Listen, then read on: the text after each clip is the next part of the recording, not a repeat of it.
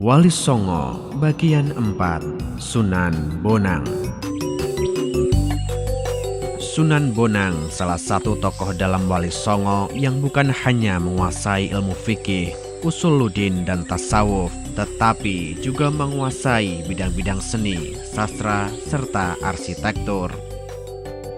Lahir dengan nama Raden Mahdum Ibrahim di Ampel Denta pada kisaran tahun 1465 Masehi. Beliau merupakan putra keempat dari Sunan Ampel. Ibunya adalah Nyi Ageng Manila, putri dari Arya Teja, Adipati Tuban. Sunan Bonang juga memiliki seorang adik yang bernama Raden Khosim. Kelak Raden Khosim dikenal sebagai Sunan Derajat. Dewi Murtosiah, saudara perempuan Sunan Bonang, diperistri oleh Sunan Giri. Sedangkan Dewi Murtosimah, saudara perempuan Sunan Bonang lainnya, diperistri oleh Raden Patah, Sultan pertama Demak. Kekerabatan dengan keluarga Adipati Tuban membuat Sunan Bonang memiliki hubungan erat dengan wilayah tersebut. Sunan Kalijogo, murid dari Sunan Bonang, merupakan putra dari Arya Wilatikta Adipati Tuban. Ayah Sunan Kalijogo adalah adik dari ibu Sunan Bonang. Pendidikan keagamaan Sunan Bonang dimulai dari Ampel Denta. Beliau memperoleh pendidikan agama dari ayahnya sendiri, yaitu Sunan Ampel.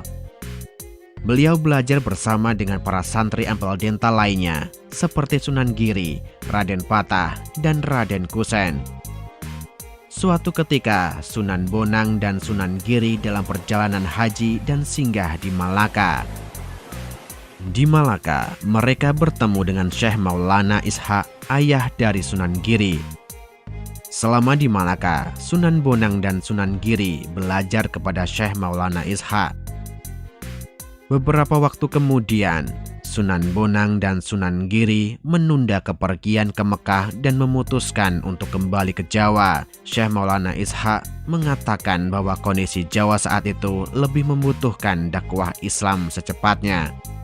Sesampainya di Jawa, Sunan Bonang memilih Tuban sebagai awal dakwahnya, sedangkan Sunan Giri memilih Gresik. Sunan Bonang tidak hanya berdakwah di Tuban. Beberapa tempat di pedalaman Jawa tidak luput dari upaya dakwahnya. Kediri pada waktu tersebut dikenal sebagai pusat penganut ajaran Tatra Bhairawa, salah satu sekte dalam Hindu Buddha. Pada Babad Daha Kediri, sebagaimana dikutip Agus Sunyoto dalam Atlas Wali Songo, Sunan Bonang mengalami perlawanan hebat dari para tokoh Tantra Bhairawa. Upaya dakwah Sunan Bonang dimulai dengan membangun sebuah masjid yang terletak di bagian barat Kediri. Buto Lokaya, tokoh penting dalam aliran Tantra Bhairawa, menentang keras dakwah yang dilakukan Sunan Bonang. Tindakan kekerasan tidak selalu bisa dihindari oleh Sunan Bonang maupun para wali lainnya.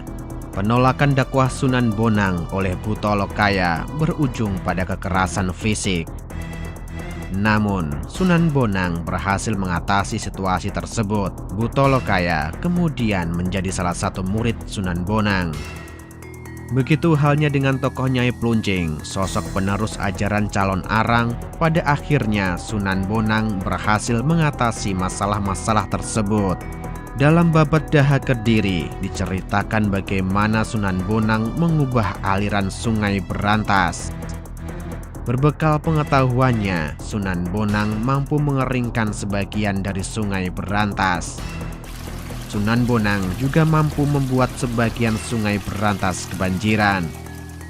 Pada Serat Kandaning Ringgit Purwo yang juga dikutip Agus Sunyoto dalam Atlas Wali Songo, disebutkan sosok Ajar Blacak Ngilo penentang dakwah Sunan Bonang. Suatu ketika, Ajar Blacak Ngilo menantang Sunan Bonang mengadu ayam jago. Siapa yang kalah akan menjadi pengikut yang menang. Sunan Bonang kemudian memerintahkan santrinya yang bernama Wujil membawa seekor anak ayam untuk menghadapi ayam jago milik Ajar Blacak Ngilo. Siapa yang menyangka seekor anak ayam ternyata mampu mengalahkan seekor ayam jago. Meskipun acap kali terpaksa menghadapi kekerasan fisik, Sunan Bonang tetap mengutamakan dakwah dengan kelembutan. Kebudayaan menjadi lahan yang digarapnya sebagai strategi dakwah. Sunan Bonang mencermati setiap bentuk kebudayaan masyarakat Jawa. Beliau mempelajari bagaimana dakwahnya bisa diterima tanpa adanya kekerasan. Hingga akhirnya Sunan Bonang menemukan strategi dakwah melalui jenis-jenis budaya seperti wayang, tembang, serta adat istiadat lainnya. Pendidikan juga menjadi perhatian utama dalam dakwah Sunan Bonang. Salah satu santri Sunan Bonang yaitu Raden Sahid kelak akan menjadi salah satu wali masyhur yang dikenal sebagai Sunan Kalijogo. Pada naskah Hyakat Hasanuddin yang dikutip Agus Sunyoto dalam Atlas Wali Songo menyebutkan bahwa setelah dari Kediri, Sunan Bonang pergi ke Demak atas undangan Raden Patah. Selama di Demak, Sunan Bonang menempati sebuah desa yang bernama Bonang.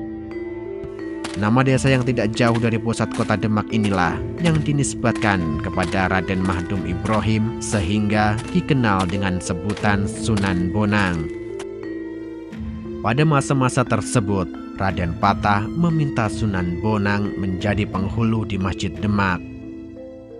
Sunan Bonang juga terlibat dalam pembangunan Masjid Agung Demak. Beliau membuat salah satu tiang penyangga masjid.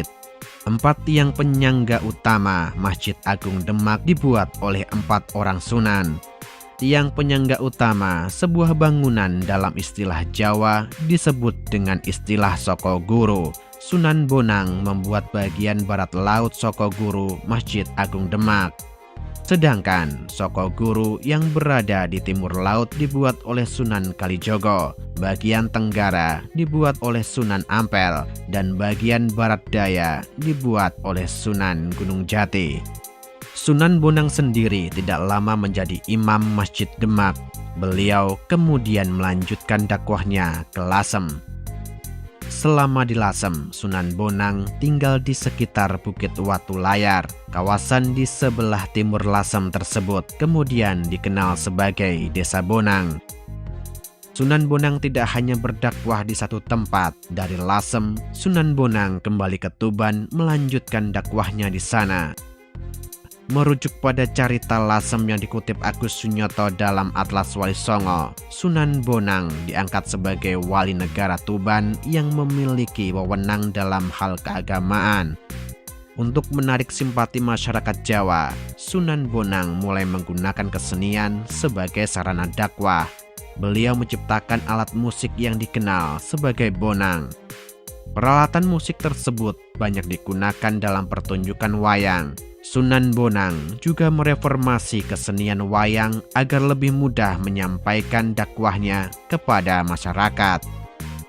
Bukan hanya untuk kesenian wayang, bonang juga digunakan oleh aparat desa untuk mengumpulkan warga. Kesenian wayang yang populer di kalangan masyarakat Jawa tersebut sangat efektif sebagai sarana dakwah. Tentu saja, Sunan Bonang melakukan gubahan pada cerita maupun bentuknya agar lebih sesuai dengan ajaran Islam. Sunan Bonang memainkan wayang sebagai bentuk penyampaian ajaran yang sifatnya ruhaniah. Dari segi bentuk, Sunan Bonang memperkaya kesenian pada wayang dengan memasukkan karakter ricikan. Beberapa karakter ricikan yang dimasukkan adalah kuda, gajah, harimau, garuda, kereta perang, dan rampogan. Beberapa jenis tembang bertema religius juga diciptakan oleh Sunan Bonang. Salah satunya adalah Tombo Ati yang masih populer hingga sekarang. Sebagai ulama yang giat berdakwah, Sunan Bonang menulis naskah-naskah berisi ajaran tasawuf.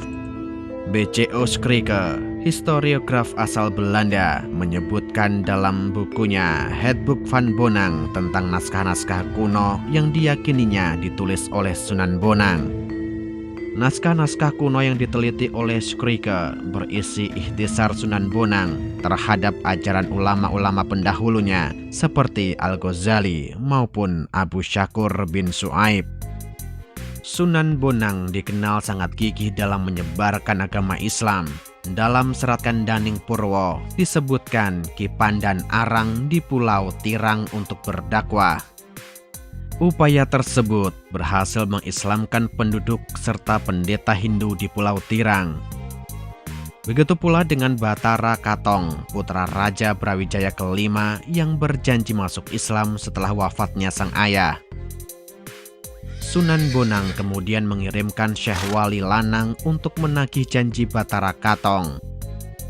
Namun, Batara Katong telah berangkat menuju Pulau Tirang dan masuk Islam di bawah bimbingan Ki Ageng Pandan Arang sebelum bertemu utusan Sunan Bonang. Setelah berdakwah sekian lamanya, Sunan Bonang pun akhirnya tutup usia. Beliau dimakamkan di sebelah barat alun-alun kota Tuban. Jika Anda suka video kami, jangan lupa untuk subscribe, like, dan memberi komentar. Nyalakan loncengnya agar mendapatkan notifikasi dari video terbaru kami. Terima kasih.